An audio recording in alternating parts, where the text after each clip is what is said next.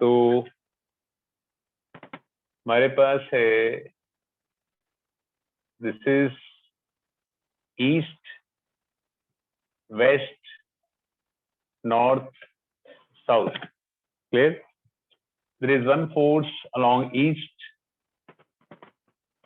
10 Newton, one force 50 Newton at an angle of 37 degree. All of you know sine 37 is 0.6, cos 37 is 0.8. One force is here, it is 30 root 2 at an angle of 45 degree. But you have to find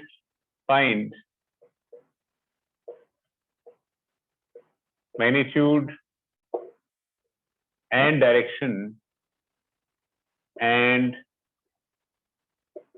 of resultant force. Resultant force. Can you calculate?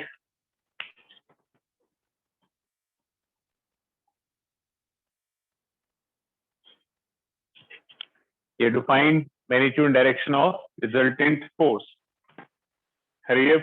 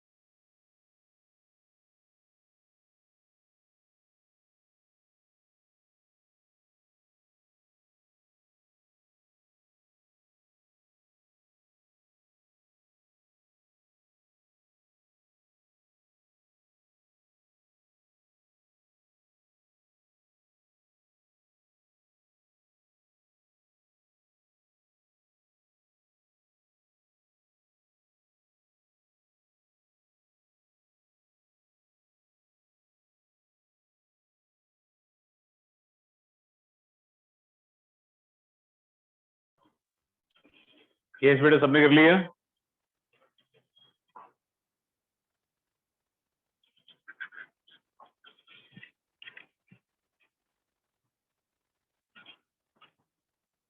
बच्चों सबने कर लिया.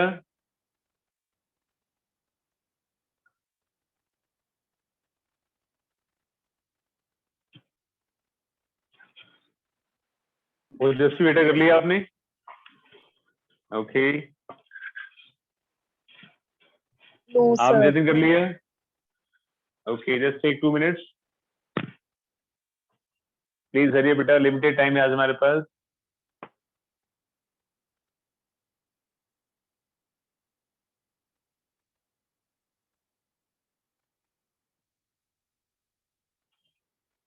केशव आपका हो गया बेटा?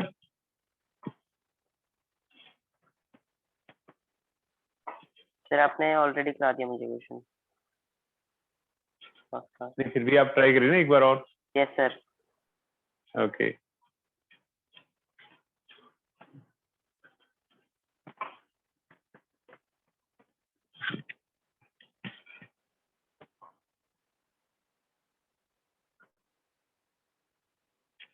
so let's do it. What story we have? इसको resolve करें तो एंगल के साथ साथ कॉमन कितना आता है? cos 37 यहाँ देगा 50 cos 37 50 into 4/5 तो 42 यहाँ पर आ जाएगा। करेक्ट।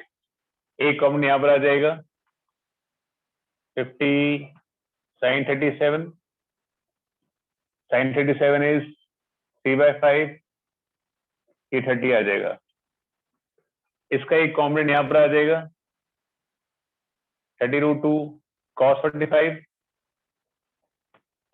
इसका कॉम्पोनेंट यहाँ पर आ जाएगा sin 45 ये आ जाएगा। करेक्ट है। अब क्या बचा हमारे पास?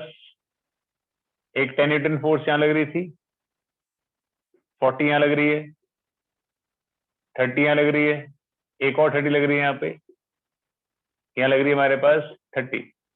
अब जो फोर्सेस सेम डायरेक्शन में हैं वो क्या हो जाएंगी? वापस में ऐड हो जाएंगी, इजंट इट? तुम्हारे पास क्या आएगा? 10 + 40 कितना हो जाएगा? 50। ये हो जाएगा 30, ये कितना हो जाएगा? 60 हो जाएगा। अब जो फोर्सेस ऑपोजिट डायरेक्शन में क्या हो जाएंगी? सब्ट्रैक्ट हो जाएंगी। 50 - 30 कितना हो जाएगा? 20 यहाँ हो जाएगा और 60 यहाँ हो जाएगा। करेक्ट है। रिजल्टेंट निकाल दो। यहाँ पे है रिजल्टेंट फोर्स रूट ऑफ 20 का स्क्वायर 60 का स्क्वायर एंगल 90 डिग्री है तो वो 0 हो जाएगा। डायरेक्शन आपने ए बीटा लिया है तो tan बीटा क्या आ जाएगा? tan बीटा आ जाएगा परपेंडिकुलर बाय बेस 60/20 ये 3 आ जाएगा।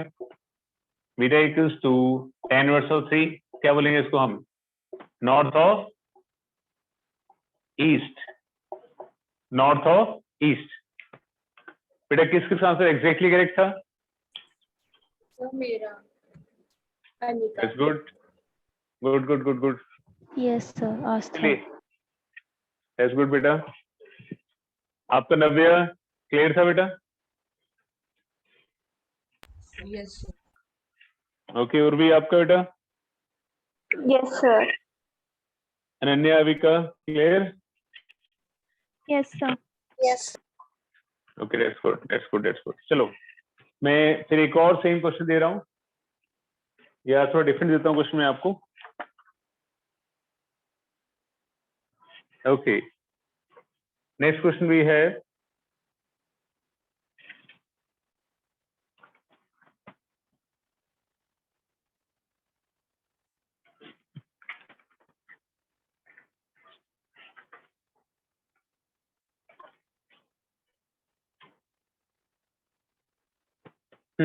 question is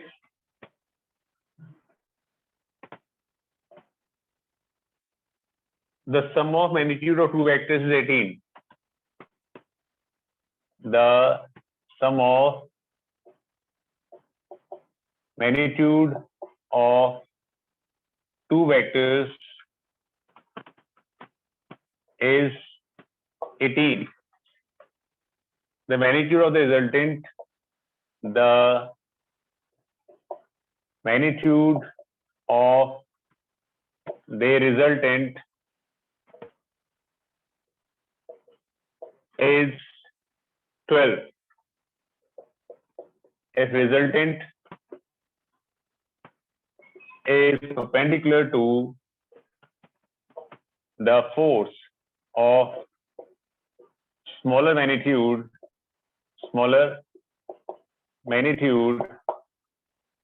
find the magnitude of two vectors. Find the magnitude of two vectors. Magnitude of two vectors. करिए फटाफट से.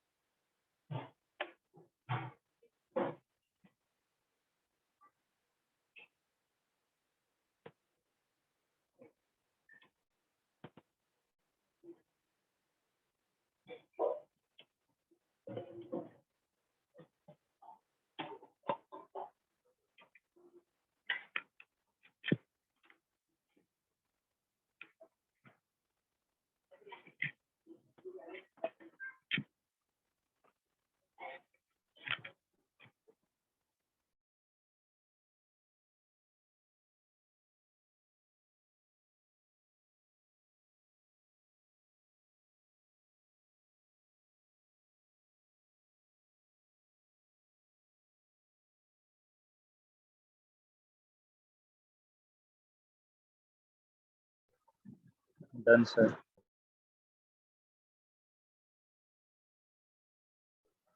That's good, beta. Just wait for 2 minutes more. जिसका answer आ जाएगा, please update through chat box.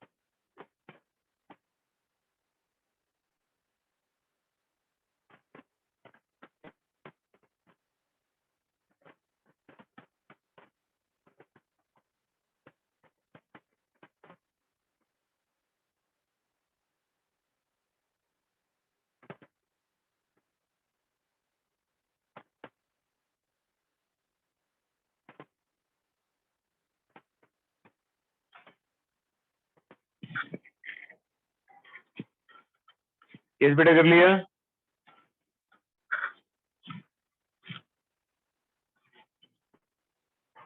Please हरिए बेटा, हरिए.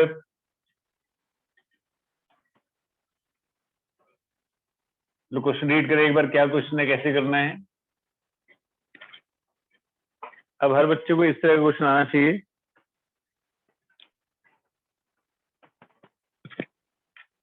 हमारे पास है कि sum of magnitude of two vectors is 18. इसका मतलब a प्लस b की वैल्यू 18 है. Magnitude resultant is 12.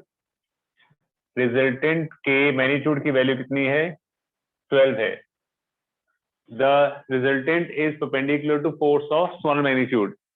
इसका मतलब अगर सपोज यहाँ पे हमारे पास, यहाँ पे अगर a है, a को स्मॉलर मान लें, यहाँ b A5 है, B13 चलो लेट्स सी बेटा।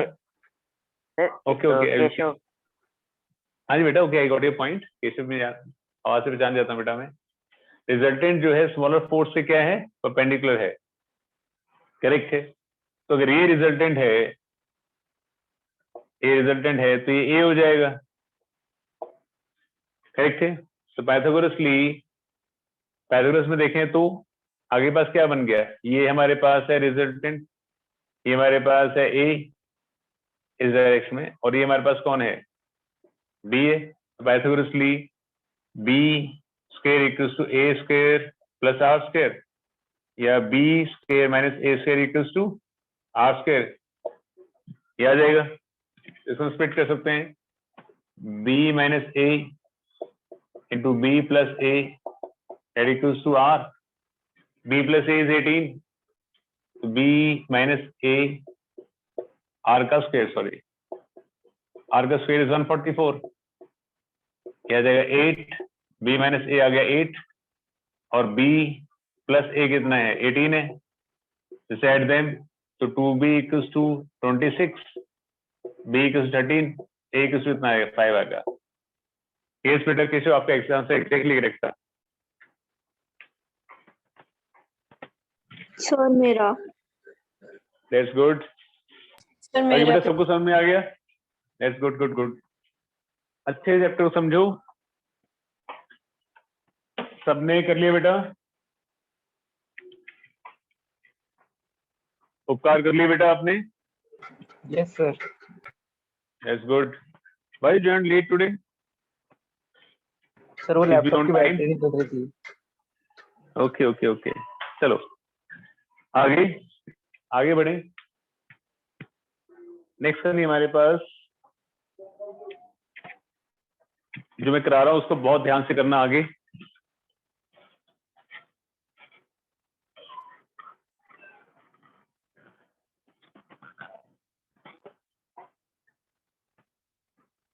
नेक्स्ट विल डू इज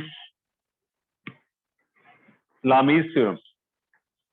लामी बोल देते हैं या लैमी बोल देते हैं, लामीज थ्योरम। क्या है थ्योरम? इसके accordingly if resultant of three forces is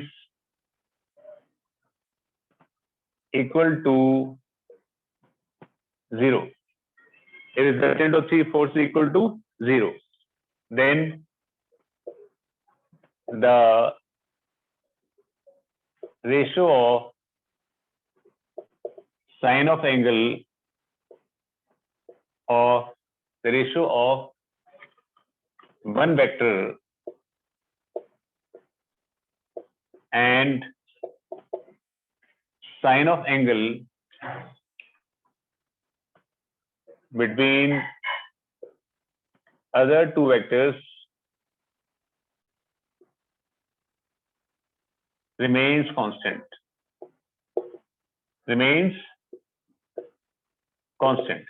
correct?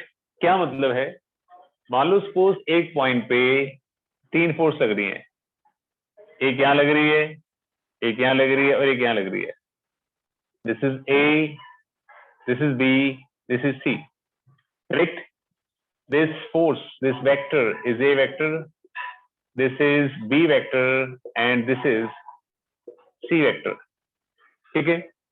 और ए और बी के बीच में एंगल है, बी और सी में, वो है एंगल है अल्फा, और बी और ए में है, ये यहाँ एंगल है हमारे पास बीटा, और ये एंगल हमारे पास है गामा, करेक्ट है? बी और सी में है अल्फा, और बी और ए में है गामा, और ए और सी में है बीटा। तो थ्योरम के accordingly the ratio of a vector and sine of angle between the other two vectors, other two मतलब बी और सी के बीच में कितना एंगल है? अल्फा है, साइन अल्फा, ये क्या हो जाएगा? ये कांस्टेंट होगा, करेक्ट। एंड बी वेक्टर लेते हैं तो एंगल किसके बीच में लेंगे आप, ए और सी में, करेक्ट है।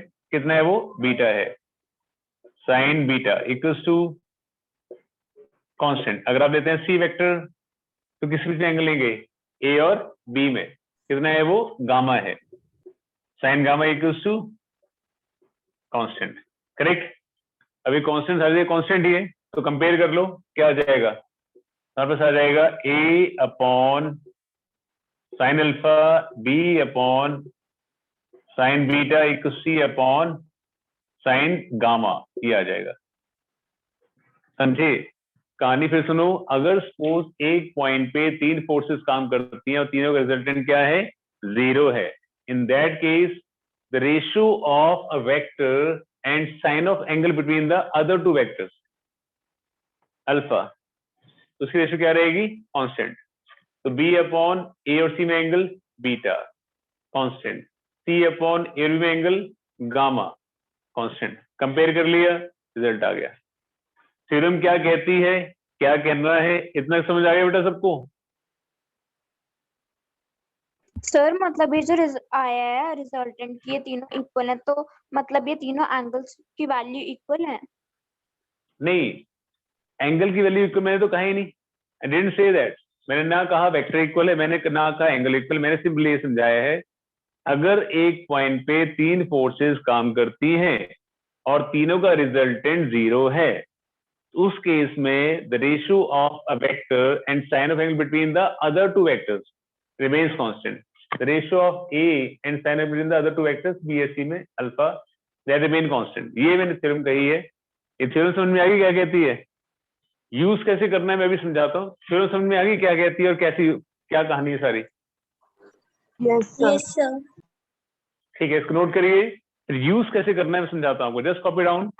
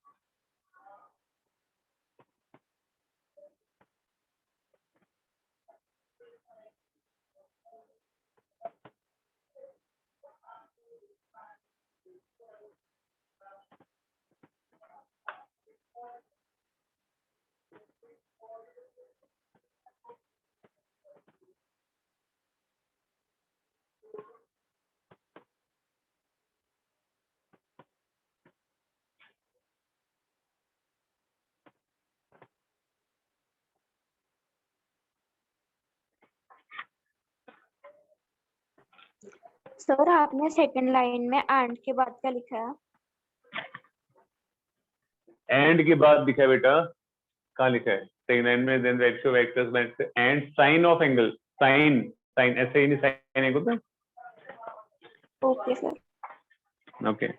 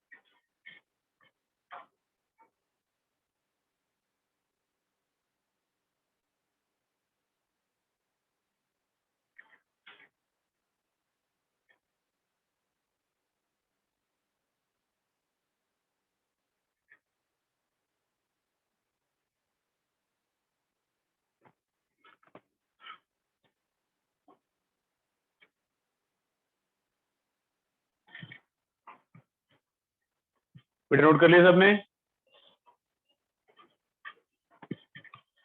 Yes, sir.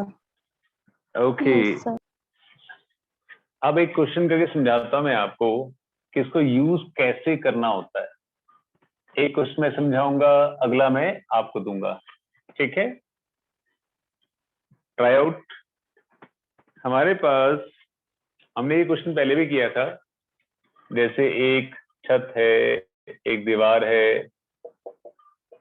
एक धागा यहाँ बंधा हुआ है, एक धागा यहाँ बंधा हुआ है, यहाँ से वेट लटक रहा है 100 न्यूटन का, है ना? ये एंगल है, ये टेंशन है यहाँ पे T1, और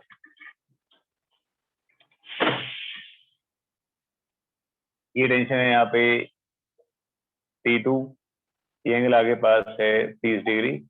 तो we have to find the value of T1 and T2, ये में निकालना होता है, ठीक है? अब इसमें लेमिस कैसे यूज करना है ये मैं आपको समझाता हूँ, ठीक है?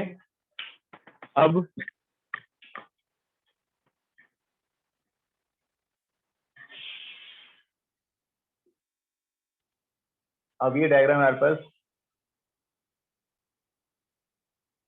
ये और ये, यहाँ पे है T2, ये है T1, और यहाँ पे लग रहा है 100 Newton. Okay, this angle of 30 degree, ये कितना हो जाएगा? 30 हो जाएगा, ये 30 हो जाएगा, तो पूरा कितना हो जाएगा? 120 डिग्री हो जाएगा। अभी ये 30 हो जाएगा, ये कितना हो जाएगा?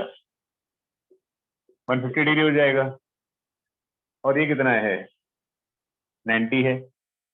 हम ये भी जानते हैं कि sine 180 minus theta is sine theta, मतलब साइन 120 साइन 60 इक्वल होती है, साइन 150 साइन 30 इक्वल होता है।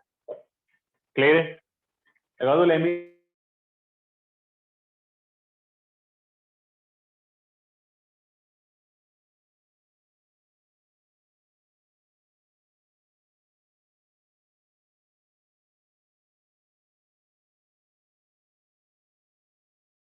T2 इसका कितना हो जाएगा? साइन 90 हो जाएगा। T2 अपॉन कितना एंगल हो जाएगा? ये साइन 120 डिग्री हो जाएगा, 100 बाई ये कितना एंगल हो जाएगा? साइन 150 हो जाएगा। करेक्ट है? Just put the values of sine, आप कंपेयर करके यहाँ से अपने आप आंसर निकालेंगे। साइन 60 √3/2, 100 साइन 50 साइन 30 1/2, यहाँ स्ट्रेट अवे आपके पास आंसर आ जाएगा। ठीक है, फिर सबको समझ आ गया? Yes, sir. Okay. Excuse me sir. हाँ बेटा बोलो। सर इसमें वो पहले वाले मेथड से भी कर सकते हैं वैसे? हाँ हाँ, पहले मेथड डेफिनेटली लगा सकते हैं। मैं समझा रहा हूँ कि लेमीज कैसे यूज करते हैं, ठीक है? अब जहाँ पे एक्सक्लूसिव सिर्फ लेमी यूज हो सकती है वो केस भी कराऊंगा, अभी बस बता रहा हूँ आपको क्योंकि ये केस आपने पहले किया हुआ है, फैमिली विद दैट। तो मैं ऐसे बता रहा हूँ कि लेमिस में ऐसे यूज कर सकते हैं। एक्सक्लूसिव लेमी कहाँ यूज करनी पड़ जाएगी, जहाँ रेजोल्यूशन काम नहीं चलेगा, वो भी समझाऊंगा, पहले आप ये नोट कर लें। Okay, just note it down.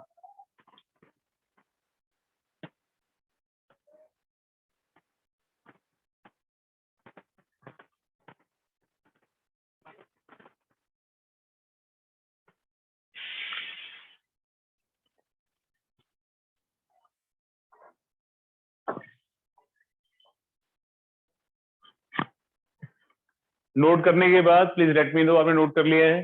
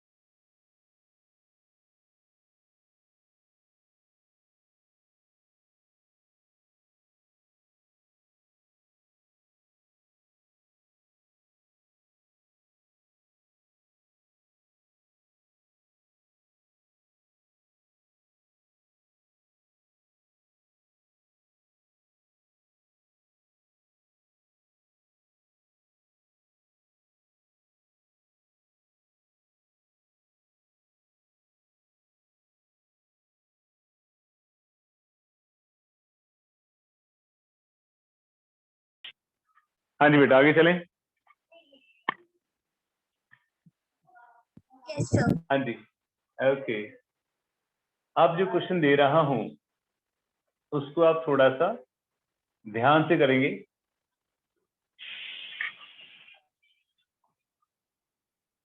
क्या है हमारे पास? हमारे पास एक एयरक्राफ्ट है। पहले ट्राई आपका होगा, फिर मैं करूंगा कोशिश। ओके, ए यहाँ पे है east, west, north, south, correct है। तो wind is blowing towards north at 200 kilometre per hour. Speed से चल रही है विंड, बहुत ज्यादा विंड है। And aircraft has a speed of 400 kilometre per hour, correct. Pilot wants to reach a destination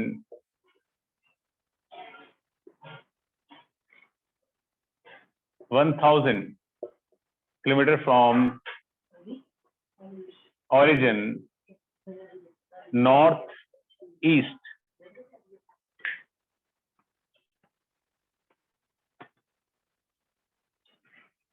Northeast studying, correct है।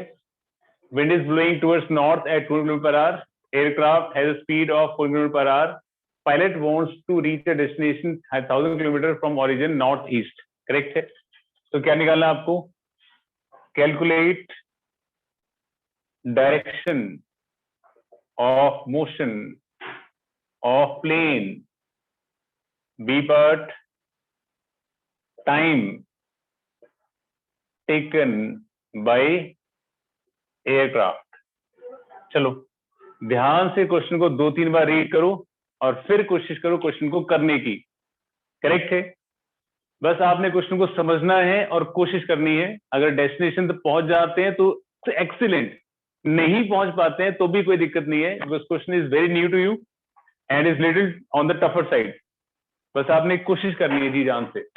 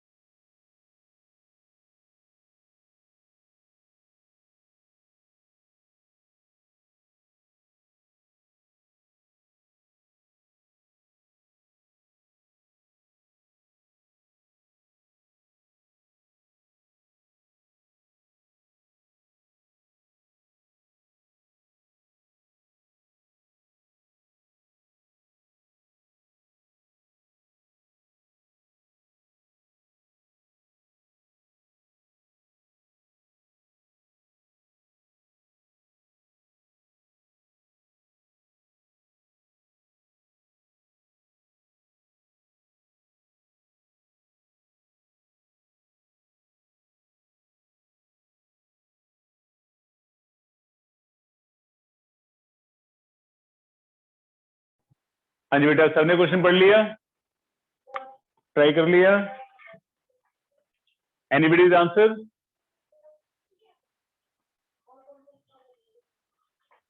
बेटा किसी का आंसर आया?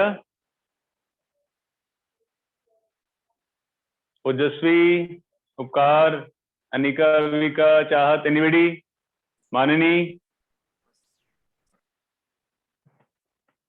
No sir. ओके, देखो करना क्या है, wind is blowing towards north, wind जो है इस डायरेक्शन में ब्लो कर रही है, करेक्ट है? एयरक्राफ्ट को अपने इस डेस्टिनेशन तक पहुंचना है, नॉर्थ ईस्ट का मतलब है एग्जैक्टली नॉर्थ ईस्ट के बीच में, यहां से शुरू करके यहां पहुंचना है उसने 1000 मीटर पर, 1000 किलोमीटर पर, सॉरी नॉट मीटर, यहां पहुंचना है। अगर वो ऑब्वियस इस डायरेक्शन में चलेगा तो हवा जो है उसको कहीं यहां पहुंचा देगी, सिंपल थिंग, हवा इस डायरेक्शन में बह रही है तो उसको कहीं यहां पहुंचा देगी। तो एयरक्राफ्ट वाला जो है थोड़ा सा स्मार्ट है आपकी तरह, तो कहीं वो यहां चलने की कोशिश करता है इस डायरेक्शन में, ताकि वो हवा के इफेक्ट से यहां पहुंच जाए एट एन एंगल थीटा, इसको मान लिया हमने थीटा, समझ गए? अब मैंने आपको समझाया था कि वेक्टर्स के केस में वेक्टर्स को आप यहां वहां हिला सकते हैं but direction should remain same. तो मैं क्या करता हूं, विंड को उठाकर यहां रखता हूं तो ये आ जाता है हमारे पास वेलोसिटी ऑफ विंड आ जाता है, ये आ गया। ये क्या है, वेलोसिटी ऑफ एयरक्राफ्ट है, क्लियर है? अब हम जानते हैं, अब डायग्राम को मैं दोबारा बताता हूं कि क्या है कहानी और कैसे है सुनानी। रिपीट, एयरक्राफ्ट को यहां जाना है, correct? This angle is, this is 45 degree, वो चलता इस डायरेक्शन में है, इस डायरेक्शन में एट एन एंगल, मान लो सपोज ये थीटा मान लो, थोड़ा आसान हो जाएगा बताना एंगल, तो ये एंगल कितना हो जाएगा, 45 माइनस थीटा हो जाएगा। सर वीडियो फिर- पॉज करें। यस सर, क्या है? यस और सर। यस सर, पॉज है। मेरी साइड से तो नहीं है, जस्ट वेट फॉर 2 मिनट।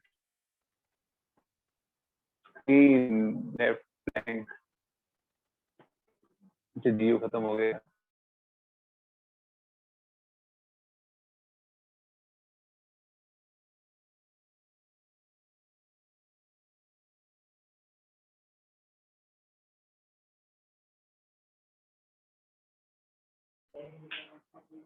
बेटा एक सब कुछ क्लियर हुआ नहीं हुआ?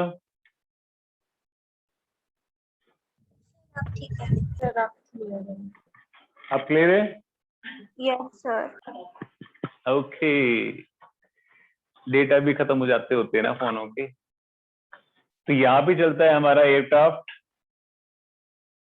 सर स्टार्टिंग से बता और दो। स्टार्टिंग से, अभी एयरक्राफ्ट चलने तो दो चला ही नहीं एयरक्राफ्ट।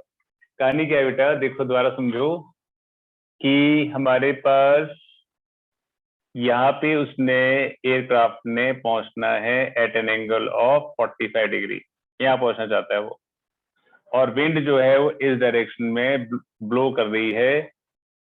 तो जो पैलेट है वो कहीं इस डायरेक्शन चलना शुरू करता है ताकि विंड के इफेक्ट से वो यहाँ पहुंच जाए, करेक्ट है? तो मैंने आपको समझाया हुआ है कि वेक्टर्स के केस में वेक्टर्स को आप आगे पीछे हिला सकते हैं, डायरेक्शन शुड रिमेन सेम। तो मैं इसको उठा के अगर यहाँ बना दूं तो ये बन जाएगा वेलोसिटी ऑफ विंड बन जाएगा, समझ गए? इसी डायग्राम को मैंने दोबारा यहाँ बना दिया यहाँ पे कि आपको एयरक्राफ्ट को यहां से शुरू करके यहां तक पहुंचना है, तो वो इस टाइम चलता है, तो ये क्या है, वेलोसिटी ऑफ एयरक्राफ्ट है, ये वेलोसिटी ऑफ विंड है, समझे? इस एंगल मान लिया थीटा, ये कितना एंगल है, 45 माइनस थीटा हो गया। अब अगर सपोज ये एंगल हमारे पास 45 है, तो ये एंगल कितना होगा? ये भी तो 48 डिग्री होगा, है ना? अब ये एंगल 45 है, 45 माइनस थीटा है, तो ये एंगल कितना हो जाएगा? ये हो जाएगा 180 माइनस 45 प्लस 45 माइनस थीटा, ये जाएगा 180 माइनस 90 प्लस थीटा, ये 90 प्लस थीटा हो जाएगा। करेक्ट है, तो एंगल हो जाएगा आपका 90 प्लस थीटा। अब इस केस में आप लगा लीजिए लैमीज थ्योरम। कैसे लगाएं लैमीज थ्योरम? तो velocity of wind upon angle बाकी दो के बीच में, यहां और यहां के बीच में एंगल कितना है? 40 माइनस थीटा है, तो जाएगा sine 45 minus theta equals to velocity of aircraft, कितना एंगल यहाँ पे? साइन 45 है, ये आ गया। अब दोनों की वेलोसिटी हमें पता है, विंड की हमारा 200, एयरक्राफ्ट की 400 है, और हम ये भी जानते हैं कि साइन 45 माइनस थीटा कितना होता है?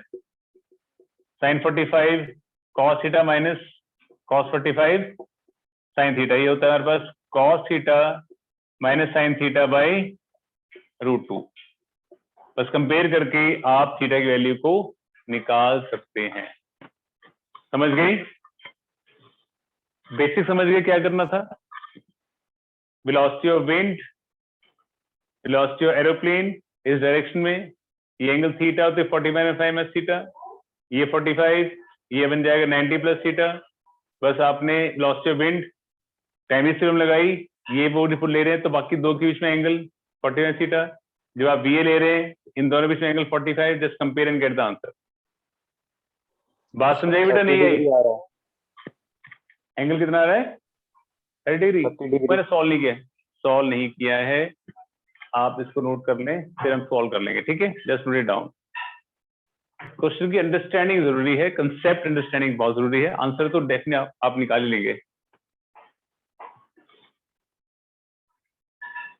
क्लियर बच्चों? सर एक बार ये एंगल वाला दोबारा बता दो, समझ नहीं आया। कोई बात नहीं बेटा, दोबारा बता दूंगा, आप नोट कर लें बस एक बार।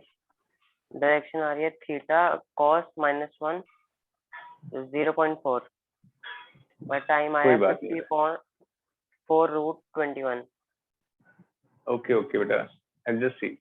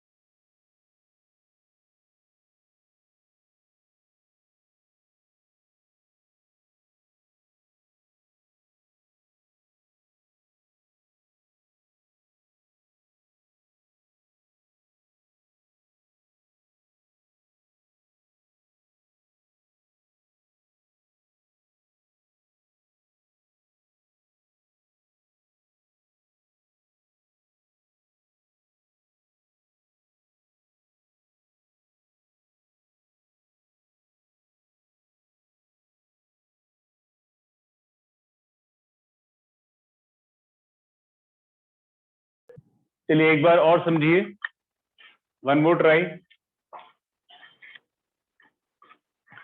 आपका टेस्ट जो है वो टेस्ट आपका वेडनेसडे को होगा, मंडे को कल नहीं होएगा। हम कल का दिन भी प्रैक्टिस करेंगे क्वेश्चन को, then test will be on Wednesday.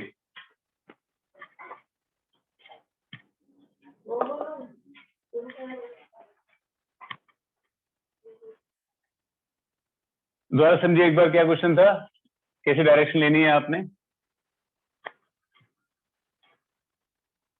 एक बार फिर दोबारा से क्वेश्चन हमारे पास ये था कि एरोप्लेन को यहां जाना था, करेक्ट।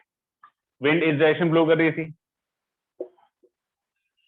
तो जो पायलट है वो इस डायरेक्शन जाता है,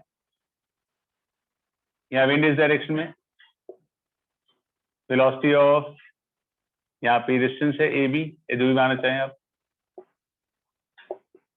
वेलोसिटी ऑफ एरोप्लेन, ये पूरा एंगल 45 डिग्री है, ये एंगल 45 डिग्री हो जाएगा। आप जानते हैं ना, अगर इसको ऐसे बना कर दें तो अगर सपोज ये एंगल 45 डिग्री है तो ये 45 डिग्री हो जाएगा आपका।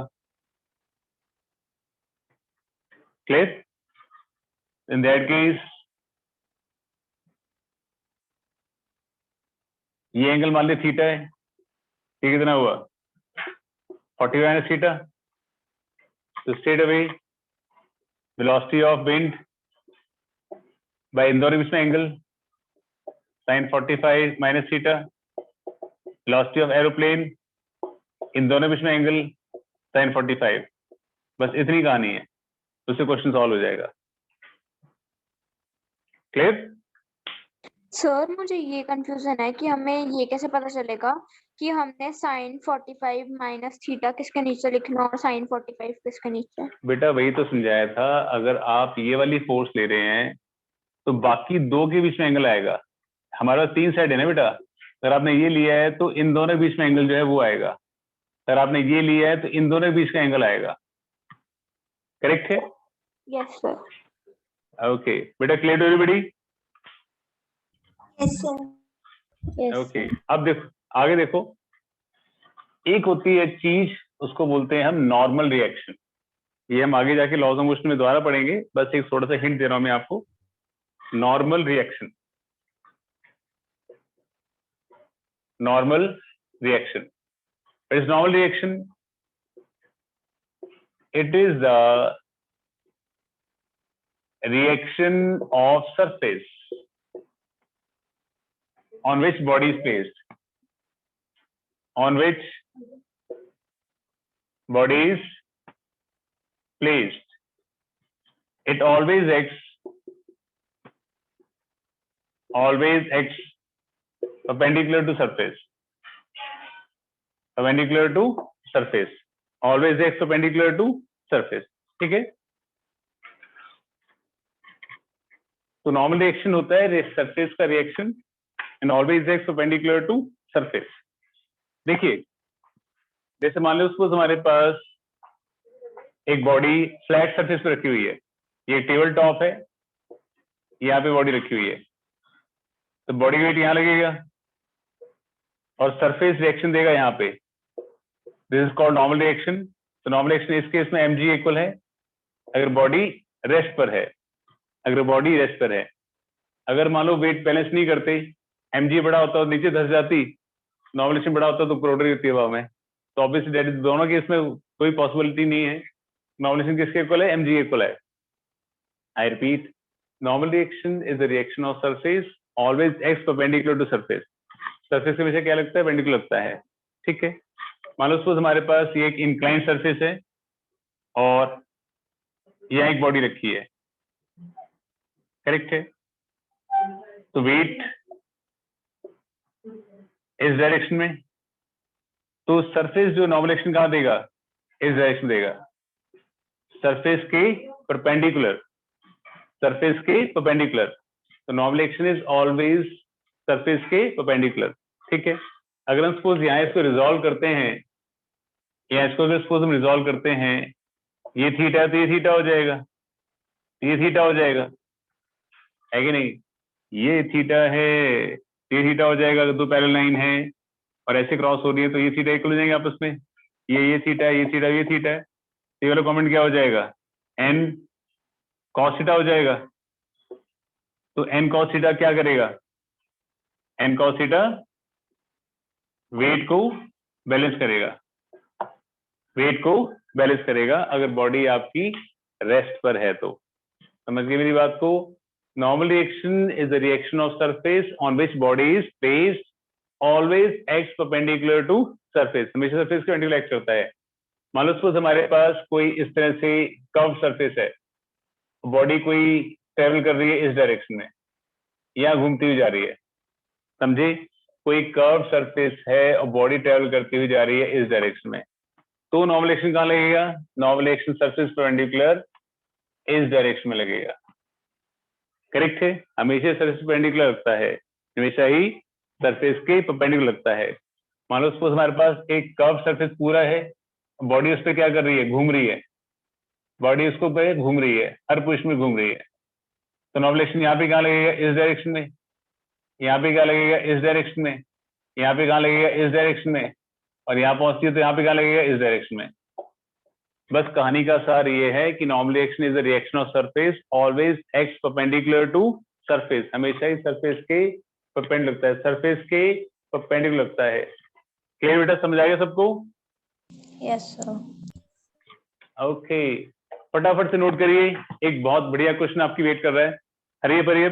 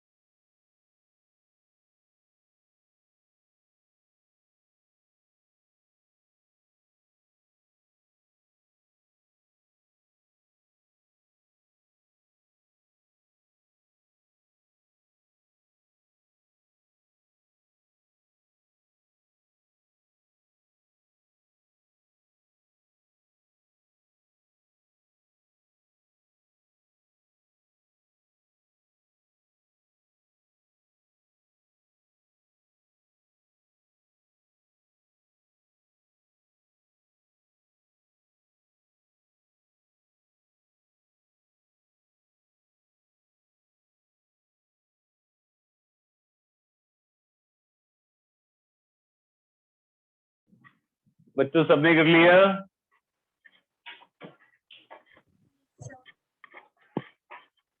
सबने कर लिया बच्चों?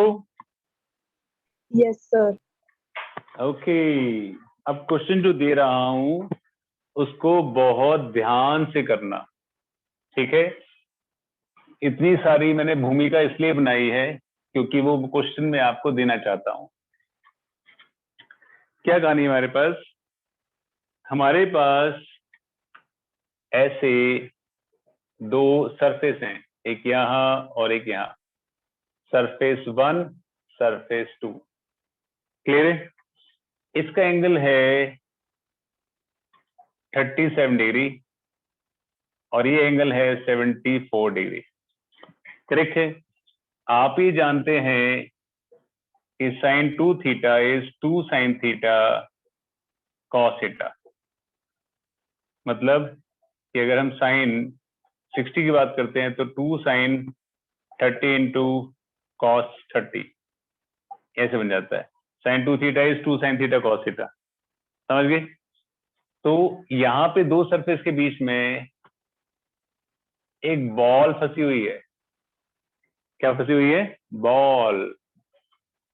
बॉल बॉल का मास है या बॉल का वेट है, वेट हमेशा कहाँ लगता है? Vertically downward. वेट यहाँ लग रहा है mg। करेक्ट है। आपने क्या निकालना है, calculate normal reaction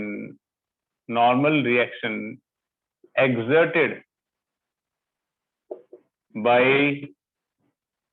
surface 1 and 2, normal reaction exerted by surface 1 and 2।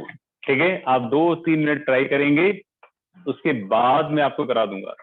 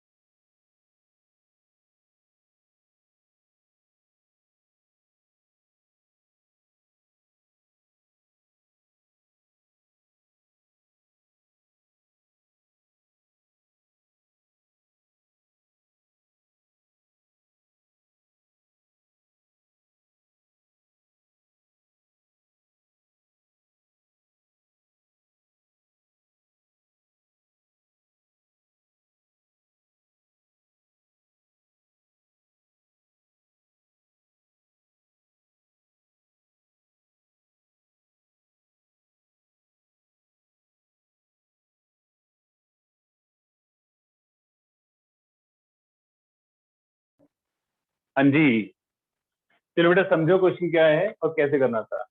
ठीक है, आपकी भी डिनर का टाइम हो गया होगा, मेरा तो हो ही गया है। हाँ जी, क्या सीन है, मैंने समझाया कि नॉर्मल रिएक्शन हमेशा सरफेस के परपेंडिकुलर लगता है। ठीक है, तो ये सरफेस जो है नॉर्मल रिएक्शन वो इस डायरेक्शन में देगा। ठीक है, अगर इसको हम रिजॉल्व कर लें ऐसे करके, अगर ये 37 डिग्री है तो इन दैट केस ये कौन सा एंगल होगा, 37 डिग्री होगा। ये 37 डिग्री तो ये कितना बन जाएगा, 37। तो हमारे पास जो N1 आ रहा है वो at an angle of 37 degree आ रहा है। करेक्ट। वेट कहाँ लग रहा है, वेट लग रहा है वर्टिकली डाउनवर्ड। क्लियर है।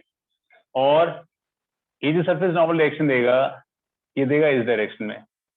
नॉर्मल डायरेक्शन हमेशा ही सरफेस के परपेंडिकुलर लगता है। इस सरफेस के पेंडिकुलर हो गया इस डायरेक्शन में, और इस सरफेस पेंडिकुलर हो गया इस डायरेक्शन में। करेक्ट है। अब ये एंगल 74 है, इन दैट केस ये वाला कितना हो जाएगा, ये 74 हो जाएगा। करेक्ट है। तो आगे पास ये जो एंगल है ये N2 आपका 74 डिग्री हो जाएगा। क्लियर है। तो अब आप लगा लेंगे इस पे लैमिस थ्योरम। तीन फोर्सेस लग रही हैं, N1 N2 और वेट। अब ये अगर एंगल 37 डिग्री है, ये कितना हो जाएगा? 180 माइनस 37 हो जाएगा। हो जाएगा ना? हो जाएगा। तो यस सर। हाँ जी, अब ये 74 37 डिग्री है, ये कितना हो जाएगा? ये भी 180 माइनस 37 हो जाएगा। क्लियर है? अब लिमिट्स क्या लगाएंगे? Weight by including other two forces, N1 NT बीच में कितना एंगल है? एंगल है 180 माइनस सर वो 37 74 होगा। कौन सा बेटा?